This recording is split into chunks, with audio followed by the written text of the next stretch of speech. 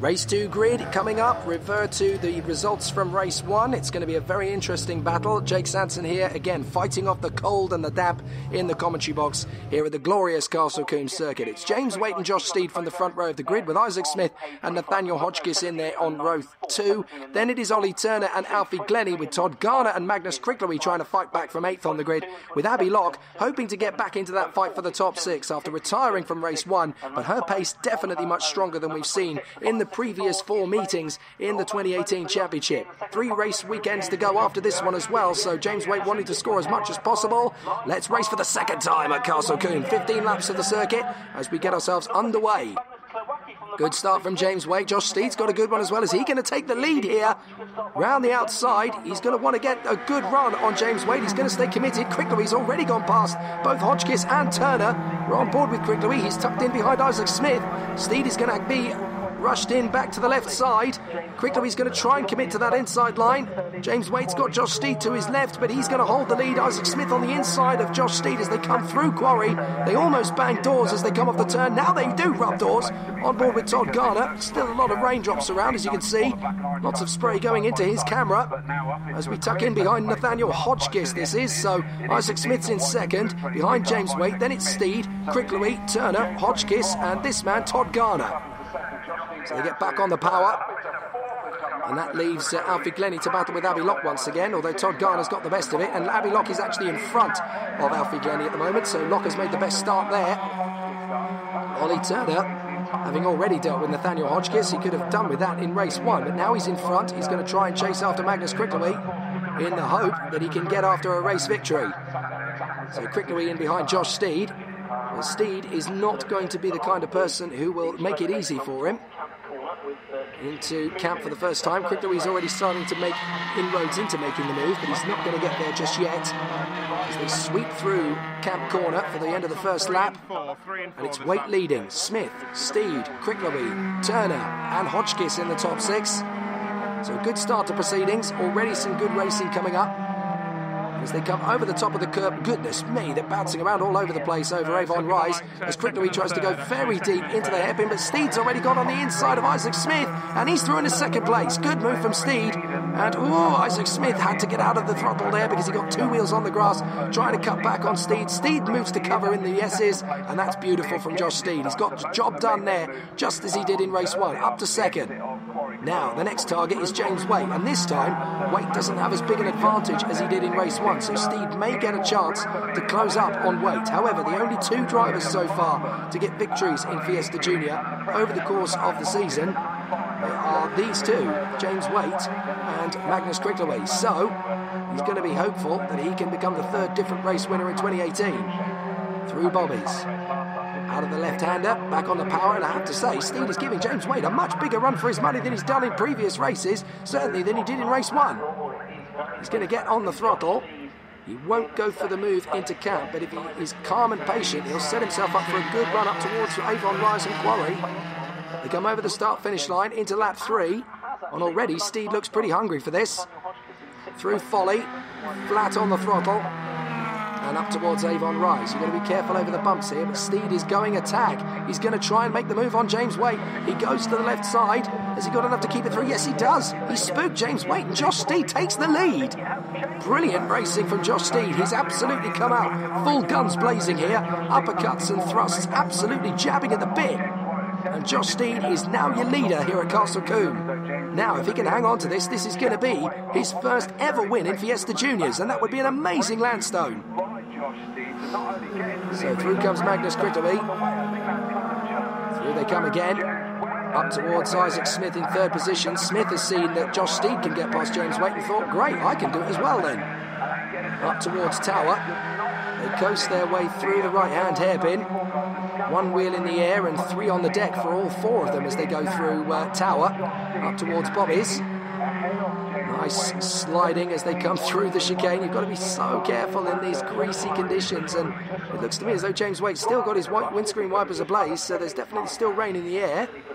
I noticed that Josh Steed doesn't actually. Josh Steed is going around relatively smoothly out front, but Magnus Cricklewy starting to get into the back of Isaac Smith, and Smith will want to take on James Waite. but Josh Steed will be absolutely beaming from ear to ear while trying to stay focused, as Ollie Turner and Nathaniel Hotchkiss are dropping back off the top four just a little bit now, and they are warring over 5th position. So Ollie Turner wanting to hang on to it, careful in the braking zone. Ollie, careful. Oh, nicely saved there. I thought he was going to go top heavy, but he manages to get the car stopped. That's all that jazz car experience from his short oval days, of course. So Ollie Turner running a very good race at the moment as he comes into the S's once again. Through the right, through the left. Relatively straightforward this as he continues to go through. 95. Nathaniel Hotchkiss still swarming all over the back of Ollie Turner as they come up through the gears. Out through the left kink. And this is going to continue to move their way forward. They're going to push on. They come up the top of the hill. Round through Tower and up towards Bobby's. But the top four remain unchanged. Steed, Waite, Smith, Cricklaway. This is going to be a big moment for the championship because Josh Steed, a very popular character, he's been in there since the early phase of 2017, about the same sort of time as that man, Ollie Turner, came into the championship, and he and Ollie Turner are very good mates, so I think both of them will be very happy about Josh Steed getting a victory. Ollie Turner will use that as extra motivation to go and get his first win in the championship, if that is the way it's going to stay. And this is still very early doors, of course. Don't forget, we've only had 4 laps. We're on to lap 5. This is Magnus Cricklaway. Right, in behind Isaac Smith. Smith is a little bit slippy on the way into the brakes at Avon Rise, and he dives at the inside. Cricklaway takes the 3rd place. Good move from the Dane. So Cricklaway into 3rd position. Isaac Smith wanted to come straight back at him. That wasn't a mistake. That was me just going over the bumps as I always do. I'm going to get you straight back. But it's not quite as easy as that. Magnus Cricklaway has been winning a lot of races over the course of 2018. And thus far, he is not going to give that position back. So James Waite in 2nd position, starting to stretch away. And this is becoming a very interesting challenge at the moment as they come down into the hairpin at Tower. Back on the throttle and up on the gas once again as they come up towards Bobby's once again. So there's still a lot of moisture in the air as the drivers are still pushing on particularly quickly. Back off the chicane and then they get back on the power up towards that final turn at Camp. Back on the throttle. And up towards that final turn once again. They come switching through the right-hander. Look at that, 1 wheel on the air and 3 on the deck. Yet again, these Fiestas really do take a bit of a punishing. As Ollie Turner again tries to drop Nathaniel Hotchkiss and gain ground on his teammate there, Isaac Smith. 2 Jam Sport boys, 4th and 5th. The other one is 2nd, of course, for James Waite. And there is the race car consultant's man, the Dane, Magnus Cricklaway. He's doing a really good job, it has to be said. You know, he's come across to Great Britain in the hope that he can win the Fiesta Junior Championship, first time of asking, and then just get on with his route to the top levels of motorsport. Plenty of drivers have used Fiesta Juniors to get into high-level motorsport. You've only got to look at Bobby Thompson and his cousin Aaron, both of whom were race winners. Bobby now in British touring cars as one of the top rookies. Aaron, his cousin, is obviously in the lower tier Clio Cup Championship, battling for race victories every time out. There's Freddie Lee, who went on to win the British Pickup Truck Racing Championship. And of course there's Alex Reed, who went on to win races in British GTs. And of course one of the biggest alumni from the championship, of course, is Aidan Moffat, who is a race winner in the British Touring Car Championship. So plenty of talent has come through Fiesta Juniors to go on to big and better things. But this is a great starting point for a lot of teenagers in the racing categories. 14 years of age you can race these cars from. And they are just a basic road-going Fiesta with the roll cage added and a little bit of technical know-how needed. Still some good battles around this circuit. As the leaders come through Folly. Magnus Cricklaway started to get away from Isaac Smith, but he's not catching the leaders particularly quickly. As Josh Steed has got himself that gap over James Waite, is still running well. Now this is Glennie having got his way past Garner and Locke. Glennie, Garner and Locke as they duel away for position. So Abbey Locke still close in behind Todd Garner as they go through Folly up towards Avon Rise. It's great to see these three very close together in terms of their battle for position. We're on board with the Mill Street Motors man, Todd Garner, as he tries to close in on Alfie Glennie. Gets through Quarry. You can really see the data that these guys are working with. That's the onboard camera to the bottom left. You can see the track map where he's positioned in the middle, and that is the readout of his speedometer on the right hand side. So you can even see how fast he's going through these corners. 65 miles an hour there through the S's as he comes onto Old Paddock Bend. 85 miles an hour. He'll nudge towards 90 as he goes through the kink towards Tower. And Alfie Glennie running well in front of Todd Garner and Abby Locke, and these three very close together. Now Abby Locke in particular will want to reassert herself after retiring in race 1, considering she was very close to getting into the top 6 in race 1. And her speed is definitely getting much, much stronger, considering where she was at the start of the season compared to where she is now. She's basically made up a good 12 to 15 seconds in terms of her overall pace. So this is great work from the team, from Abby, from everybody involved. You know, she's really starting to turn the corner now. And there's a lot of people speaking big things about Abby Locke in terms of how quickly she's turning things around. This is the battle for 5th. Ollie Turner versus Nathaniel Hodgkiss. We're past the halfway point now, 7 laps down. We're on lap 8. So this, in fact, is the halfway lap of the race. As they come up to the S's once again, into the right, into the left, and Ollie Turner just chucks the car in. He's so great to watch. He's so physical with the car. He just throws it in, and he's got so much confidence, so much conviction that the car just travels wherever he's commanding it to go. It's brilliant watching Ollie Turner. He's going to make a great GT driver one day. He's got absolute discipline at his fingertips. Hodgkiss is running in very close here as well, actually. I've been really impressed with the way Nathaniel Hodgkiss has developed over the course of this season. He's really become a feisty little tiger at the wheel, and he has absolutely no fear with his overtakes. He got really unlucky with that double non-finish at Rockingham, as he had plenty of opportunities to score big points that day. And I'm just hoping that his second half of the season gives him plenty to smile about, because he totally deserves to have some really good finishes on the board. So they come down the main straight once again. Lap 9 of 15. We're past the halfway mark in this race now. As Ollie Turner and Nathaniel Hodgkiss are trying to keep in touch with Isaac Smith, who is not even able to run in behind Magnus Cricklery very close either. So the Dane has clearly got on top of his car issues, but having to come back from 8th place on the grid definitely hasn't helped the Dane get up to first position. But Josh Steed versus James Waite is still ridiculously close. But the great thing from their point of view is that they're dropping Magnus Cricklery. He can't keep up with them. So Turner's still hanging on in front of Hodgkiss. They come through Old Paddock Bend once again. Such a fast corner this. You've got to have so much belief that the car is just going to stick when you point it through. Then you come onto the left flick.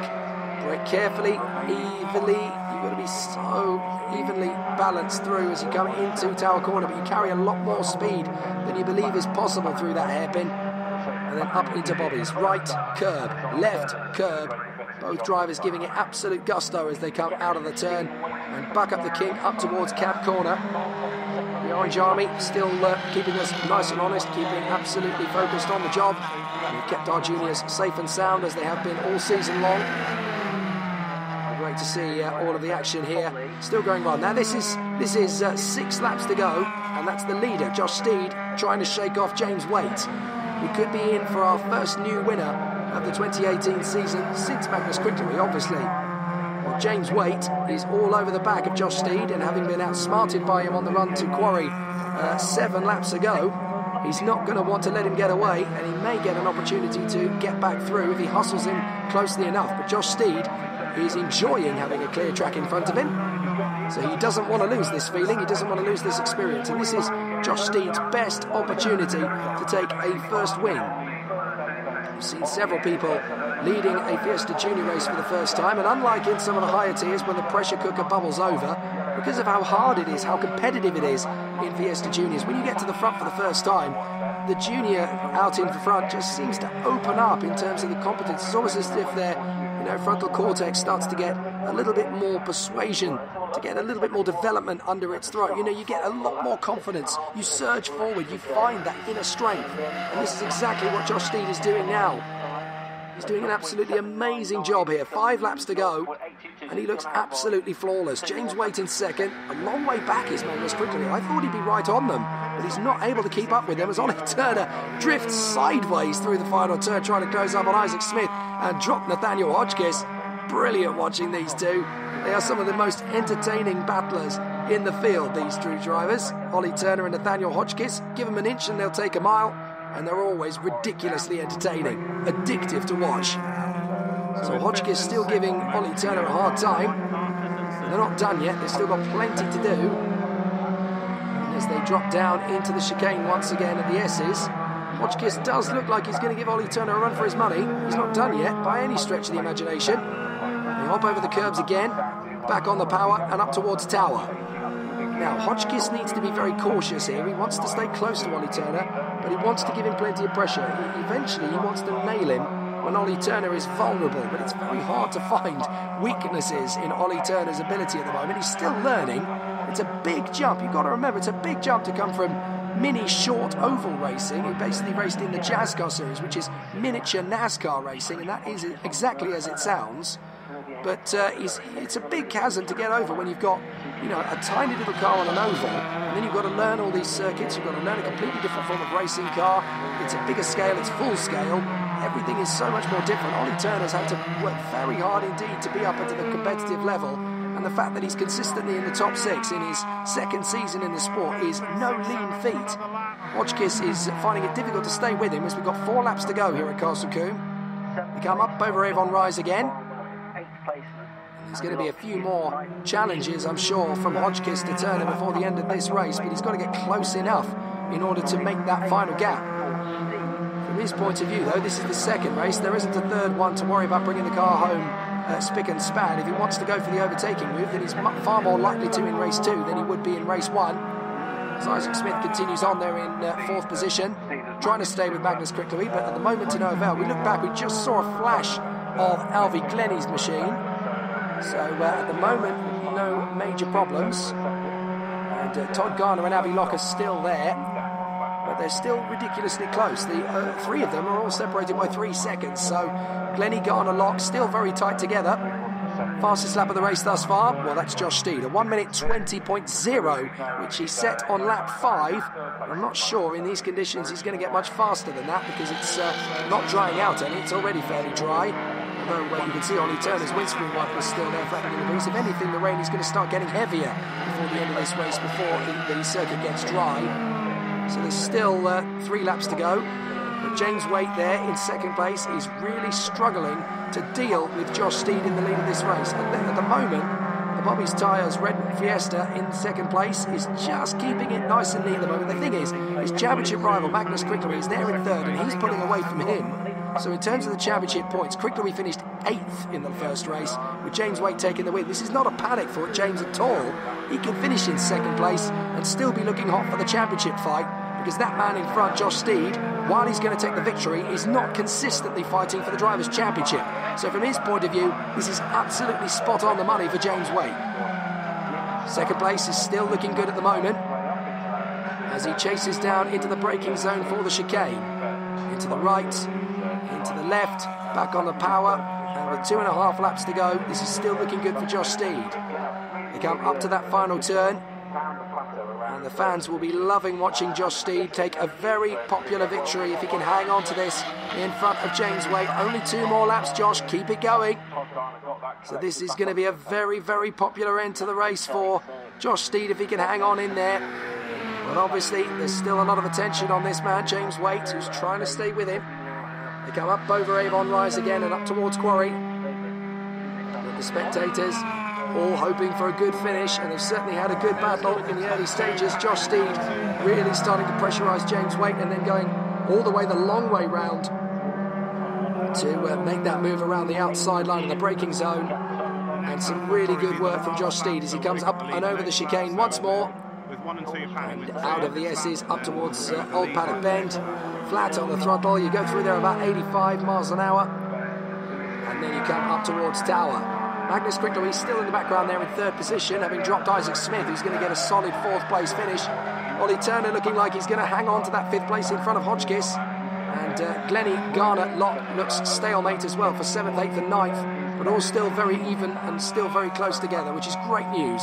The Glennie, Garner, Locke battle could well be for podiums and outright victories in 2019, so it's good that they keep battling each other, because they're going to get used to seeing each other's company. As into the final turn, Josh Steed gets back on the power corner. Back end really wants to jump about as he comes into the last lap here at Castle Combe. He's 1 lap away from victory for the first time in Fiesta Juniors after what's been a very tough battle Josh Steed's had ups and downs and all sorts of heartache over the last 18 months or so in this championship. He's worked very hard. There's not many drivers on the grid that can put their hand over their heart and say, I've worked as hard as Josh Steed. The Mutation Motorsport man and the entire team behind him, of course, has done absolutely brilliantly since he switched teams this year. He's felt much more comfortable in the car. They've given him the tools to do the job, and he's really settled into his zone. And even in these last couple of laps, you can see he's really starting to drop James Waite back, and he's going to beat him by more than James Waite beat him in race 1 at this rate. So Josh Steed, fastest lap of the race of 1:20.0. That's not going to get beaten, I don't think, in this last lap, because the drizzles come back a little bit. But Josh Steed can enjoy and savour this moment. He's just got 3 corners to get this right now. He's perfect through bobbies, no problem at all. Right and left and back on the power, an only cap corner to go. He's not going to bottle this. Josh Steed has been waiting for this moment for so long, as has all of us here in the Fiesta Junior Championship and the Mutation Motorsport team likewise. Into cap for the last time and across the line.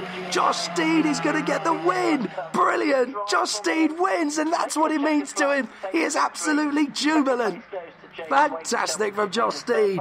Second for James Waite, third for Magnus Cricklewy, fourth will be Isaac Smith in front of Ollie Turner and Nathaniel Hotchkiss.